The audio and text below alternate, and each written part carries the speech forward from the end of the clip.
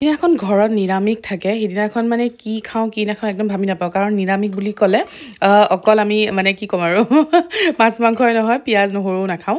চ' আজি ভাবিলোঁ যে কি একদম নিৰামিষ হিচাপত মই আলুৰ দম বনাম চ' প্ৰথমতে আলুকেইটা বইল কৰি লৈছোঁ আৰু তাৰপিছতে অকণমান জিৰা অকণমান গোটা গৰম মছলা তাৰপিছতে শুকান জলকীয়া তেজপাত এইখিনি ধুনীয়াকৈ টাৱা এখনতে গৰম কৰি লৈছোঁ মানে সেকি লৈছোঁ তাৰপিছতে মিক্সাৰত এতিয়া দিছোঁ অকণমান বিলাহী আৰু অকণমান কাজুও দিছোঁ দেই আৰু এটুকুৰ আদা দি ধুনীয়াকৈ এটা পেষ্ট বনাই লৈ তাত অকণমান নিমখ তাৰপিছতে জলকীয়া গুড়ি দৈ আৰু অকণমান ধনিয়া গুড়ি দি ধুনীয়াকৈ গোটেইখিনি মিহলাই লৈছোঁ